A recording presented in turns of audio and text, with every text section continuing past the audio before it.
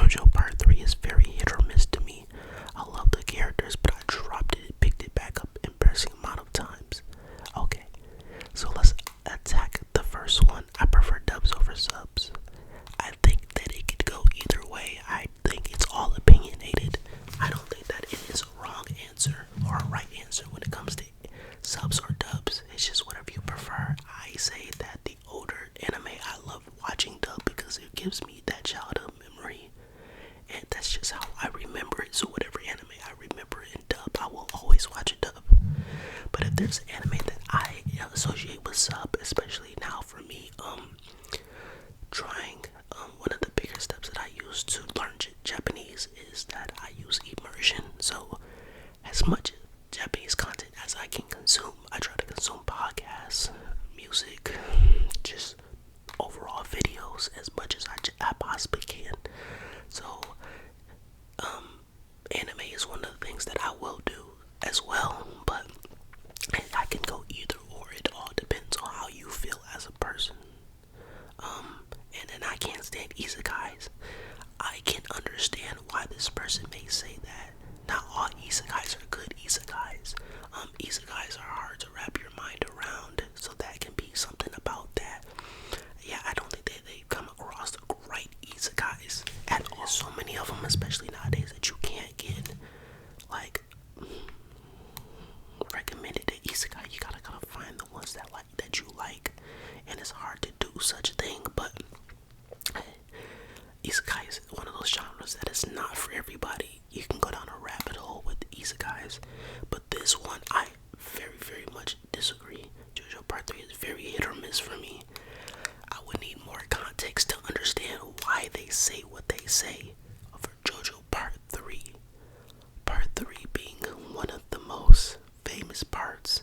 Maybe it's because of how long it necessarily was.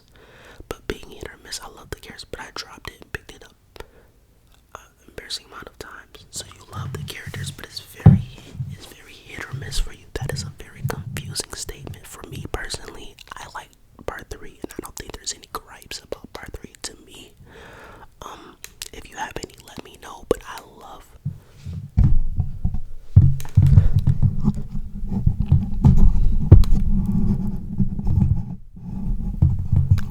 Part 3. It's just me. I love Part 3 though. Next one, it says, I dislike the dumb MC trend that Goku popularized. Most shonen battle manga overstay their welcome by dragging out their plots. A more structured seasonal approach would be better. I don't mind the Melon Saga and Beastars. Naruto's teams haven't worked better separately than together. There's a lot of them. Bleach would have been better off as an anthology like JoJo Bizarre Adventure. Preferred the Full Metal Alchemist 2003 anime over the manga, as it had a more interesting take on who killed Wanri's parents and what the Onomilko are. Boruto has a better time skip than Naruto. The worst US adaptation in Netflix, Death Note, Dragon Ball Evolution, and Cowboy Bebop have more redeemable factors or require less fixes. I fell off shonen battle manga because they felt geared to my 12-year-old self and weren't flexible enough to appeal to my older self. I don't think they are better than superhero comics and characters plot, but they are better world building. Okay, this is a lot, so let's break this down. I dislike the dumb MC trend that Goku popularized. I can understand where they're coming from with this, and I don't disagree. I do think that that trend is overstated and it's just not as cool as it used to be. I don't like a person being battle wise, but being in the world being unwise. It's a stupid thing for sure, and I think that it only works in a lot of when you have characters around that are just meant to be smart and nothing else, and their main person is just dumb and strong. So I understand where they're coming from with that. I don't think we get a lot of that nowadays, but that was more of a mainstream type of thing. It wasn't a non-mainstream thing. Most shonen battle manga overstay their welcome dragging out their plots. I would agree with that. Um, some just series just don't need to go on for that long, and I get that every series, but some series have filler, but every series needs filler, and I think that's where it goes when they're talking about dragging out a plot. There's sometimes filler becomes too tied into the story that can take away and water it down. I don't think that always needs to be the case, but in a lot of moments it is. I don't mind the Melon Saga and Beastars. I cannot comment on Beastars. I've never watched Beastars. Naruto's Team 7 worked better than separately together. Yes and no. Early on they definitely needed each other, but I think just how dominant and how blessed they were to be in the positions that they were, to all have mentors. They literally were. I forgot their name, like their team name, but Orochimaru, Tsunade, and Pervy Sage, they literally were those three just in a younger, new generation. So, they do work separately, but Naruto and Sasuke will always be a dynamic duo.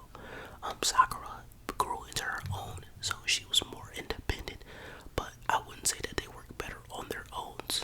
They're more stronger on their own, I would say so, but Team 7 is just so capped out at the top that it's just not even fair to even say that, because their potentials were just so ahead of everybody else's that, like, if those three were split up between three teams, that those three teams would literally be carried by that one individual person, and it just so happened that all three of them are on the same team. It's unfair to even say this.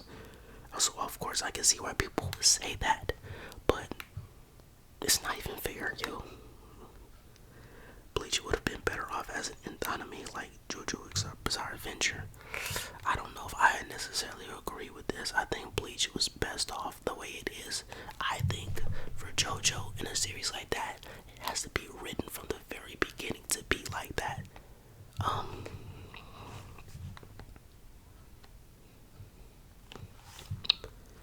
So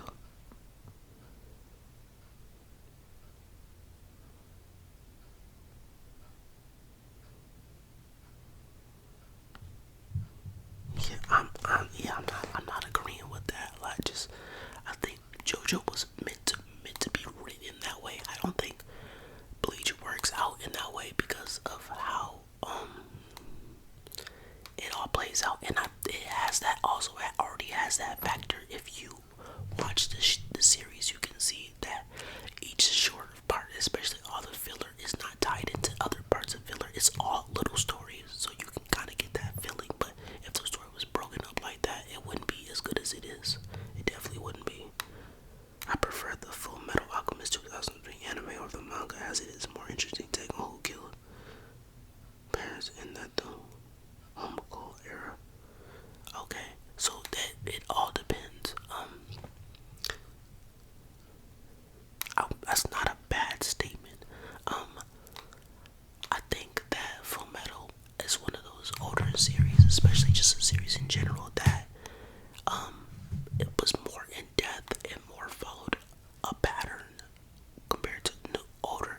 Usually nowadays, the manga is more in depth and the anime is rushed and it leaves a lot out compared to the manga. But it kind of just depends on how you want to consume it. If you want to consume it anime wise, it's not an upsetting thing. But if you want to consume it manga wise, some people just like to intake it better. Full Metal is one of those series that is fortunate to be able to translate, so you can kind of get the same effect and feel from the anime and the manga. So it's kind of just pick your poison. So this person's opinion isn't invalid. It's just more of like I said, that's just more of a personal opinion. This is why it's unpopular opinion. So I can see why they may have said that. Boruto has a better time skip than Naruto. This was wrote in December 20th, 2024. So, I am not really too hip on Boruto time skip compared to Naruto's time skip. I would say though it probably does have a better time skip because the story was centered around the actual time skip. Like the very beginning, the story was centered around Boruto's time skip. Naruto's time skip wasn't that impressive in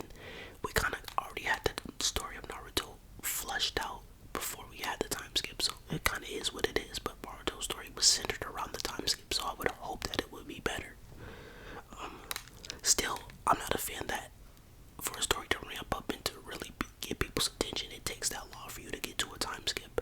Not rushing internet. I'm not a Boruto taker, so hey, whoever loves Boruto, respect to you. I have a homeboy that likes Boruto, so hey, shout out to him. I have no nothing against it. It's just I'm not a person here to bash on Boruto. I haven't watched it, so I'm not gonna be the one to bash on it. So it's just how it is. The worst US adaptation in Netflix. Death Note, Dragon Ball Evolution, and Cowboy Bebop have more redeemable factors, require less fixing. I have never been a fan of US adaptations. Just live action stuff like that. I'm personally like and I guess the take on Death Note, I like Death Note though. If that's the US version, so be it. I think it's great. Death Note is a masterpiece to me. I love it. And no anime is gonna be perfect. I feel like when you go into an anime trying to critique it and trying to find fixes, of course every story is gonna have fixes. Every animation is gonna have fixes. Nothing is perfect. That's just what it is. So I feel like you take away from it when you try to do stuff like that. Just enjoy it. Just enjoy it. I fell off shonen battle manga because they felt geared to my 12-year-old self. Yeah, shonen isn't for the adult. Shonen is geared towards my nephew who is 10 years old. Shonen is for the younger audience.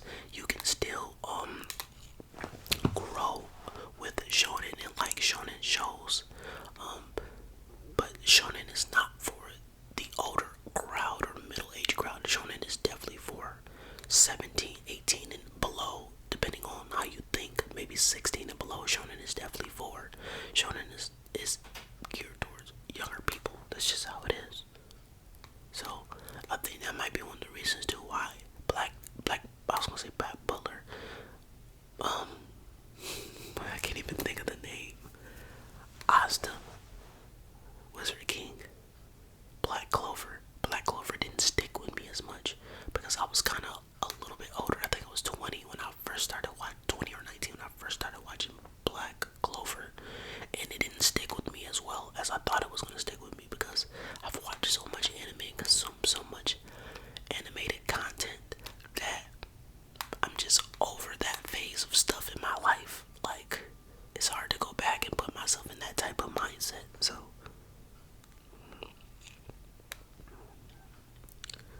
next up, Itachi is the worst character in Naruto by freaking country mile. Nezuko from Demon Slayer is more of a plot device than she is a character. Very cute and effective plot device, but still mainly a plot device. I don't think I've ever read JoJo Bizarre Adventure. The art style just isn't appealing to me. It's not bad, I just isn't my cup of tea, and whatever the plot is I describe, I'm just not intrigued. The best parts of Boruto are the slices of life stuff with the old guys. After resolving this issue with Naruto being the Hokage, Boruto got bored and directionless as a character, and the time skip has only made him more dull as the narrator is jumping through hoops to show how cool and strong he is now that he's basically a completely different character. I thought the original ending for My Hero was fine, though the new bonus chapter does add a lot to upon. I like the live action Bleach movie, wish that it had gotten sequels. So first one is Itachi is the worst character in Naruto by a freaking country mile. I don't agree. Itachi was put into the story to give us the outcome of Sasuke. Sasuke betrayed Itachi as a person that he completely hated, and Itachi did what he had to do to protect his brother. He was gearing him up to be able to take the mantle because Itachi, and to say that Itachi is the worst character by a country, there's a lot of other characters that are terrible. I can't say off the top of my head. I would have to pull up a Naruto list, but Itachi is not the worst character in Naruto. The dude is so strong that they literally had to kill him off with a disease.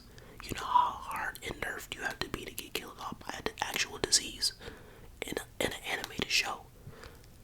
The dude is that strong that there was nobody else that'd be able to kill him but a disease. Come on now. But he's definitely not the worst character. He's definitely put in place, and he's very suitable and probably very properly rated. He's not overrated or underrated. He's personally, because and I still like the Naruto. Not the Naruto, but the Sasuke and Itachi Genjutsu fight is one of my favorite fights. Outside the Sage 6 path fight. So Nezuko from Demon Slayer is more of a plot device than she's a character. I can agree. Actually reading through it fully, Nezuko is placed there as a kind of a not a judgment, but a progress bar as the story goes along to show how far they progressed in a way. As Nezuko evolves and kind of transitions, you can see where the story is going and how far they've made it. Starting from the beginning where she was uncontrollable, she couldn't control herself to, or being able to actually use powers and everything like that. Just I can agree to disagree though. She has her moments, but yeah, she's definitely placed. I mean, what do you expect though from what happened to her? She didn't really have much going on for her. Tanjiro was caring for her, so there's a lot to expect. You're expecting a lot out of a girl that literally, like, kind of at times not that open. So I don't think I've ever read JoJo Bizarre Adventure. The art style is just appealing to me. I can understand why they may say that the art style changes up a lot per part. And I always say you gotta give something a try before you kind of critique it. The plot is kind of built on parts. I think the only thing I can say about JoJo, there's a lot of parts of a lot of stuff involving time. At the early parts, I think the time aspect is cool. I think there's only so many ways that you can flip time. I think time is an amazing aspect to think about, because even in real life, time is so crucial. So having it in shows and a lot of the villains having time-based powers and stands is an interesting place way to put it, but you definitely gotta go part by part to understand each part kind of builds up. It's just kind of however you go about it. I mean, I'm starting to see a running theme of a lot of people not having any recognition of JoJo Bizarre Adventure and not having tried it. Like, I think it's a show that you gotta at least give it a try. Understand why people may feel some type of way about it, but there's other weirder shows out here compared to JoJo, so I can understand, but hey, give it a try. The best parts of Boruto are the slice of life stuff and the OGAs, I guess. Haven't really indulged too much in Boruto, so I'm gonna skip that. I thought resolving these issues with Naruto being the Hokage, same thing with Boruto. Not really. I thought that the original ending for My Hero was fine, though the new bonus chapter. I make this take short. I have said this once before. I am not a fan of creators having to change their endings to appease fans. I think that it is selfish that the fans do this to the creator and demand something that a creator spent their life working on. If I'm going to work on something, I expect you to love it for what it is. There's a lot of shows, My Hero being one, Attack on Titan, I'm trying to think of some other ones. These shows never started off great. These shows were always talking about something that was in despair. Deku literally started with no powers. What do you expect things to happen? He started with nothing. So he was going to end with nothing. Like he started with nothing. He knew what was gonna come with it, and he wanted to protect it. Like All Might did. And All Might knew he had a chance to lose his powers by certain night I told him. And he still took the chance. These are what is meant to be called a hero. Same thing with Attack on Titan. People want happy endings with Attack on Titan. The show is literally people surrounded by a wall that are keeping Titans out from eating people, and Titans are inside the wall.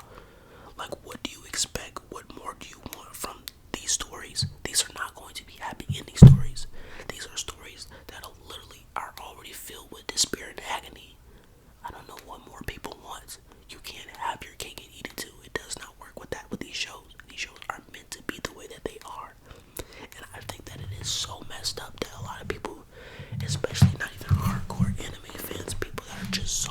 message and feel like their voice is so, and it needs to be heard in every aspect. It can just get people to change it up.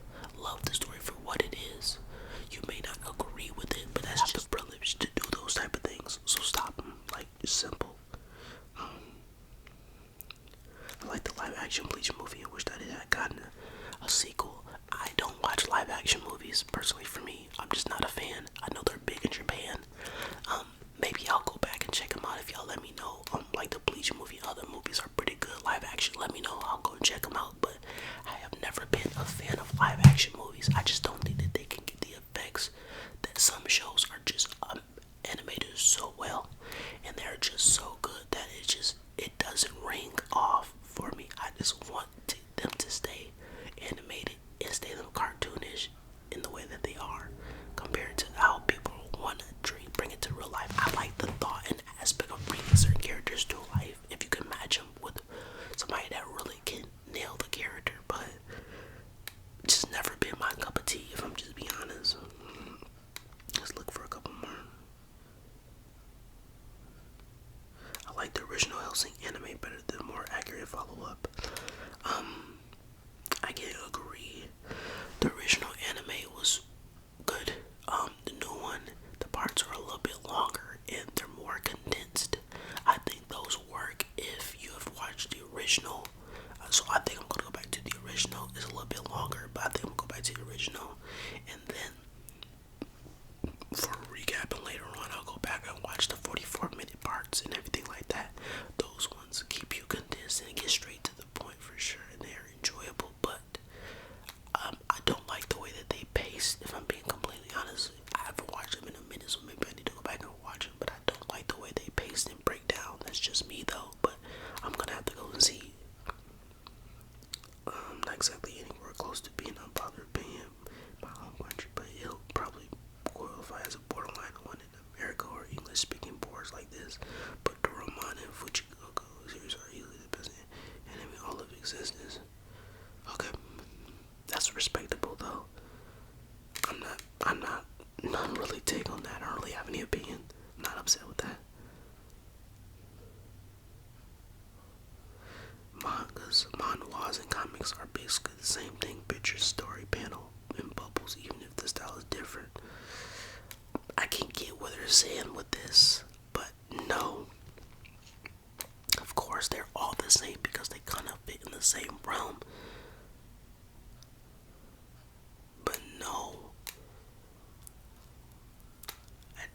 It's like saying crayons, markers, and colored pencils all are the same thing.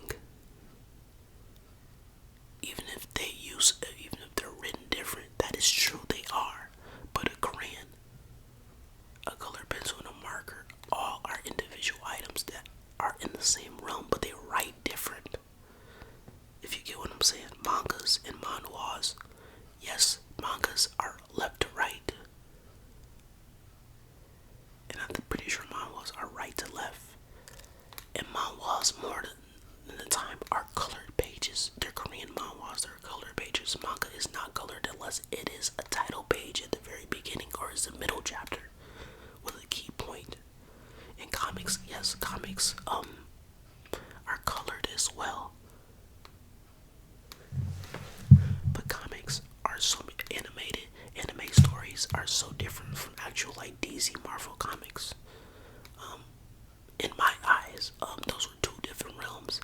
You can kind of sit down and have a conversation with somebody that likes comics and somebody likes manga, and y'all can kind of have a understandable conversation. But those are two different worlds to me. If you understand, if you are a collector, you read, you understand all three of those are three different worlds.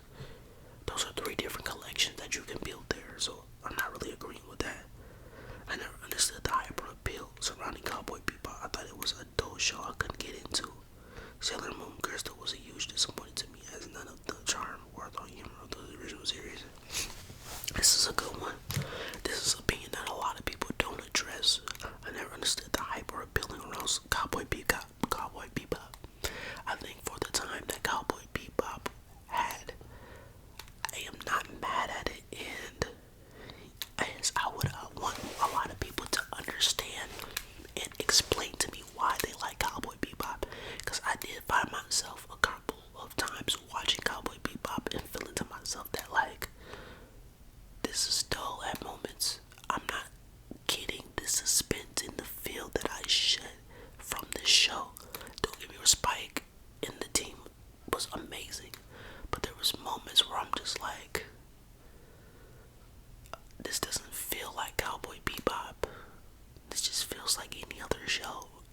me know if I'm wrong, if you agree with me or if you disagree. But that's just how I felt. I felt like there wasn't points where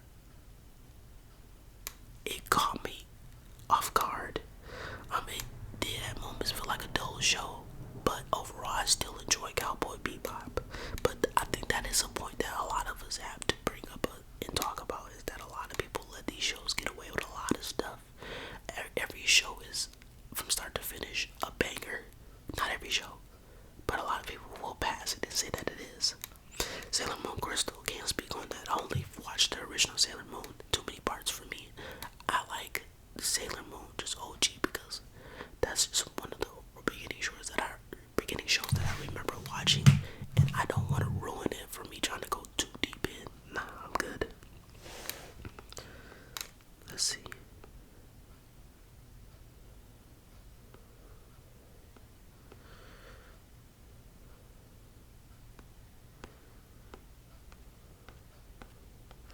Okay, so that is going to be the end of this unpopular opinion. Part 2, we'll go back and we'll read some more. I can't wait until we get into the Reddit parts. Things will get a lot more juicy in those parts. So it's been your man.